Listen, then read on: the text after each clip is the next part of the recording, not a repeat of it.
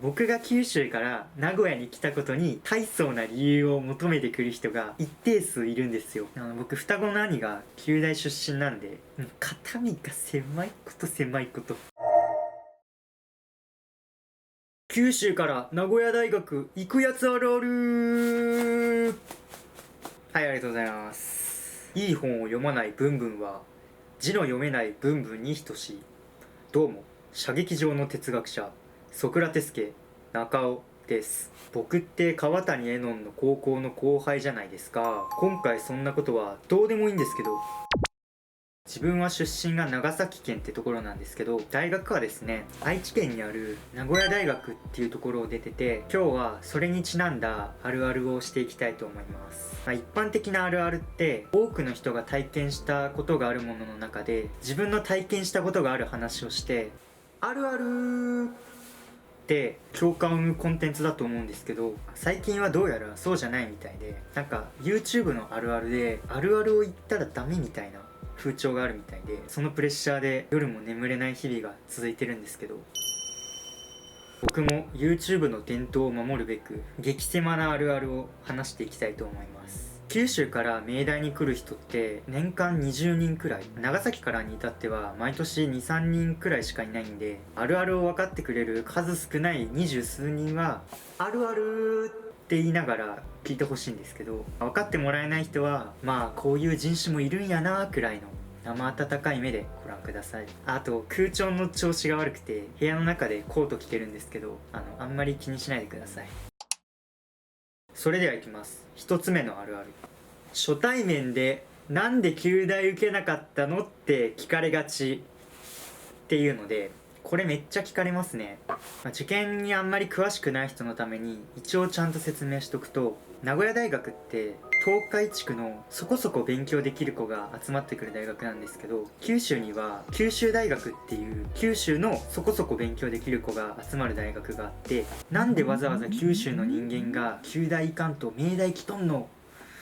みたいになるわけですよ。これに関してはごもっともで、初対面の人にはほぼ聞かれますね。ちなみになんで九州から明大に来たかっていうと、自分の場合は本当に一言でまとめると先生から勧められたからなんですけど、説明がめんどくさいんで、普段はなんとなくとか成り行きとか先生の紹介って適当に返してて、ただあまりにも適当に返してたら、あいつは長崎時代になんかあって九州に帰れないんじゃないかって心配されてたことがあって、実際なんかはあったんで地元には4年近く帰ってないんですけど、そんな大した理由ではないですよ。シンプルに地元にいた頃を思い出して具合が悪くなるんで、足を踏み入れたくないだけで。視聴者にも心配されそうなんで、この際せっかくなんでちゃんと明大に来た経緯を話すと、まず僕の大学選びの基準はとりあえず都会に出たいみたいな感じだったので、そしたら九州の人間にとって都会って東京、大阪、福岡なんですよ。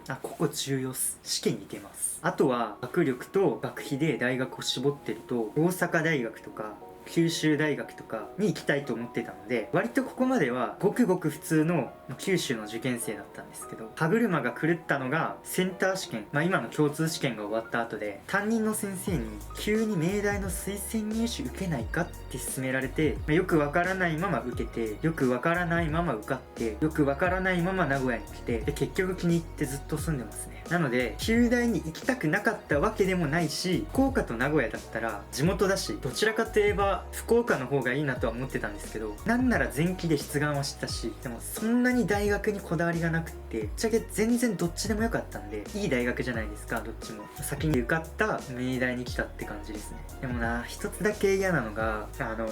明大って名前ダサくないですか？それだけは嫌で、来世は青学か慶応に行きたいっす。実際僕以外で九州から明大に来た人はどんな理由で来てるのかっていうと、結局出会うことはほぼほぼなかったんですけど、ある人は明大って情報学部っていう国立では珍しい学部があるんですけど、そこに行きたかったっていう人とか、ある人は就職で関東とか関西とかを考えてるからっていうめっちゃちゃんとした理由の人もいましたね。確かに名古屋って何もないんですけど、いろんなところにアクセスだけはいいので、今はリモートが主流なんであんまり関係ないかもしれないんですけど、その物理的に他の都市に近いっていう点では福岡より名古屋の方がいいかもしれないですね。あとはそんなに変わらないですね。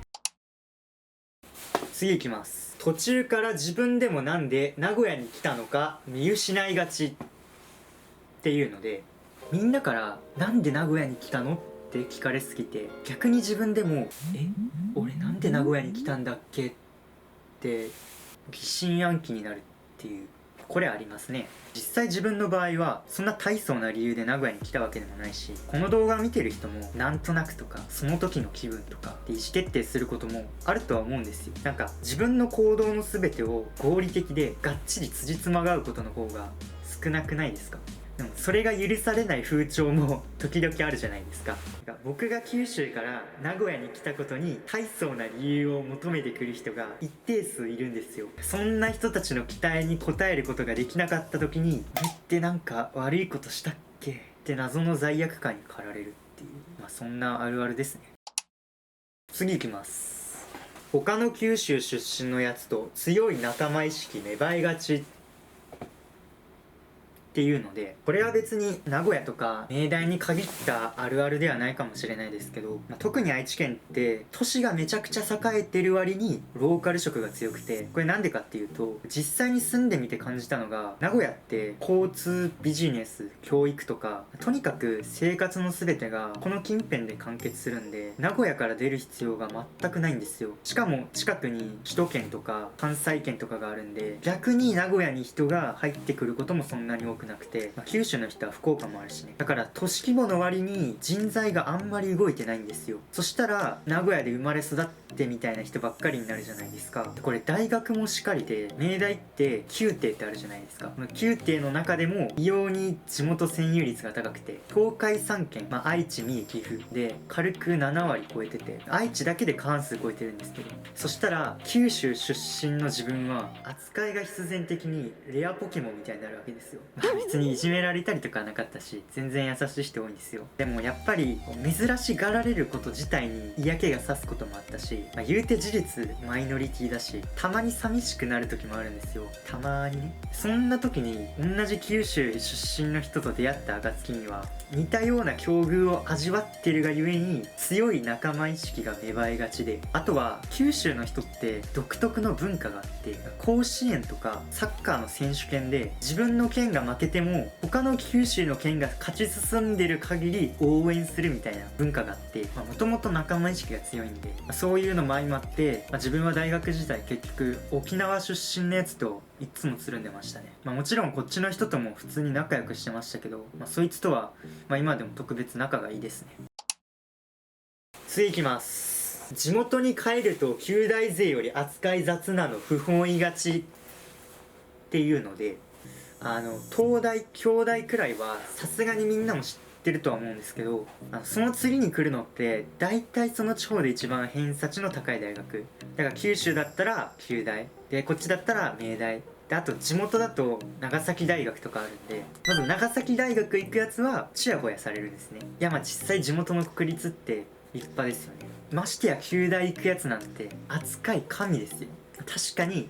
これはマジですごいっすわ。一家の誇りですよ。でそれに比べて九州の人って名古屋大学って知らない人もたくさんいるわけですよ。何が一番嫌かって、僕双子の兄が九大出身なんで、肩身が狭いこと狭いこと、大学受験を経験したことある人はね、さすがに名前ぐらいは知ってると思うんですけど、とにかく九大と学力変わらんのに扱いが存在すぎて不本意っす。それから人によっては母校の進学実績の欄9帝なのにその他国公立大学にされがち。これも重ねてあるあるじゃないでしょうか。次いきます。名古屋の四季の厳しさに挫折しがちっていうので、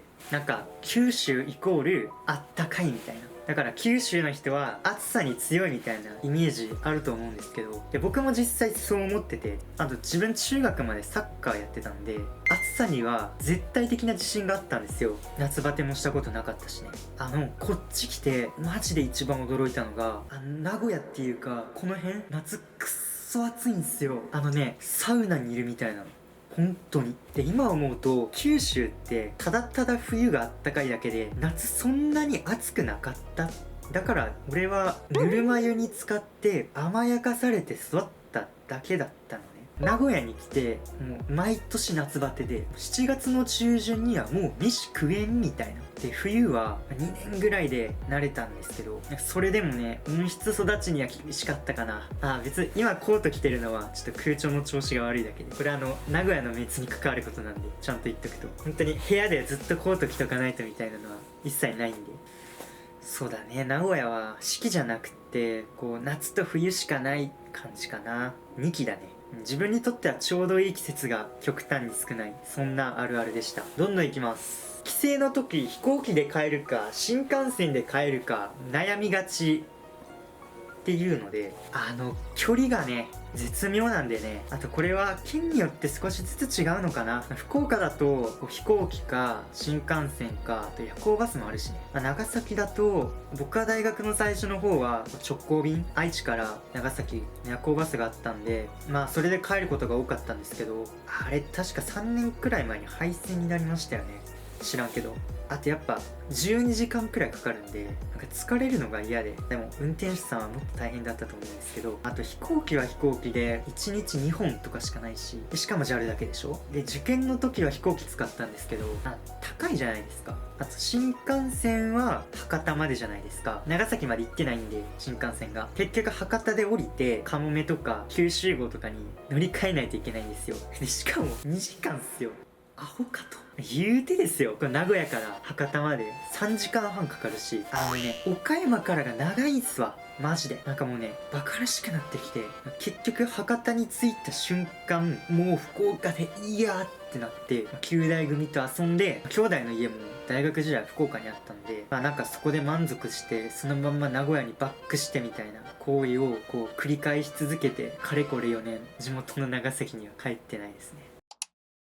っていうか皆さんはどうやって帰るんですか？言うてでも福岡以外九州の空港って立地ゴミでしょ。自分のとこも市街地までこう1時間かかるんで、それも嫌なんですよね。ここからはですねもっと激狭なあるあるになって、若干ただのエピソードトークになるんですけど、心を仏にして聞いてください。ではいきます。名古屋の車線の多さにビビりがちっていうので、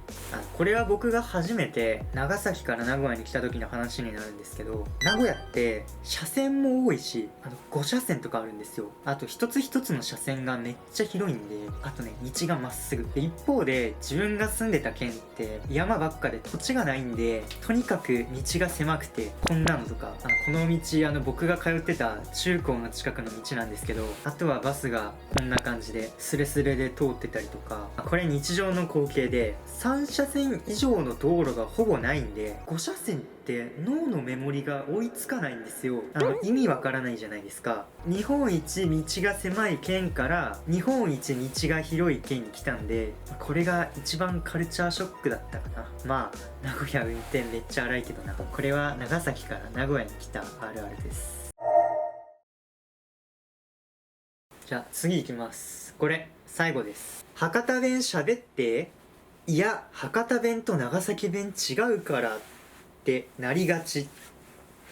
ていうので、名古屋の人って若干九州の人を見下してる節があって、その一つが無知なんですよ。九州の人みんな DJ 社長みたいな喋り方すると思ってるでしょ。やりたくないことのためにやりたくないことを。でも博多弁って福岡市博多区ってめちゃくちゃ狭い地区の方言なんで、せいぜい福岡市くらいですよ博多弁喋るの。そしたら博多弁と長崎弁も違うんですよ。もちろんそうだな、なんか関西弁を一括りにしてしまうのと一緒の感じなんでしょうけどね。関西の人も大阪と神戸全然違うしって多分思ってるっていうか、で実際これ友達に言われたんで、九州の方言イコール博多弁じゃないっていう。そうだな、具体的な違い、とっとっとが長崎で、とっとっていうかとっとが福岡、なんばしおとが長崎で、なんしおとなんしおっていうかな。ただ九州の方言の中では福岡と一番近いのはやっぱ長崎かな。逆に僕はこっちの愛知とあと愉快な仲間たちの方言が最初全部一緒に聞こえてて、三重はねわかるんですよ。圧倒的に関西イントネーションが入ってるんで、ただそれ以外はね、岐阜とか静岡とか正直わからないんですよ。今でもなんか全然違うらしいんですけどね。愛知も三河と尾張で違うんですよ。名古屋の方言か、うちの人休み時間のこと放課って言うよね。授業と授業の合間のこと放課って言うんですよ。珍しいですよね。そうだな。あとはなんなん死んでとか、無視しんでとか、無視しないで、あとなんなんじゃんねとか、昨日どこどこ行ったじゃんね、知らんけどみたいな、なんなんしたんですよみたいなニュアンス。あと偉いね、偉いが使い方がね、西日本だと偉いなんなんって使う。こっちはこうしんどい時とかになんかめっちゃ偉いわ、デラ偉いとか言うかな。あんま聞いたことないな。デラまあ使うか。デラはねめっちゃっていう、まあそんなもんかな。東海オンエアとか結構三河なんか正直わかんないんだけどね、尾張と三河。まあなんかこっちの人が喋る言葉使ってるなって感じがする。名古屋の方言ってよくブサイクとか汚いとか散々言われることが多いんですけど、個人的には名古屋の方言結構好きですね。可愛いと思いますよ、僕は。知らんけど。逆に自分は恥ずかしいんであんまり方言とか出さないようにしてるんですけど、どう思われてるんでしょうね。多分誰にも指摘されなかっただけで今でもめっちゃなまってるんでしょうね。なまってたらコメント欄で教えてください。直すんで。はい、というわけでね、今回は九州から名古屋大学行くやつあるあるでした。また次回の動画でお会いしましょう。チャンネル登録よろしくお願いします。じゃあ。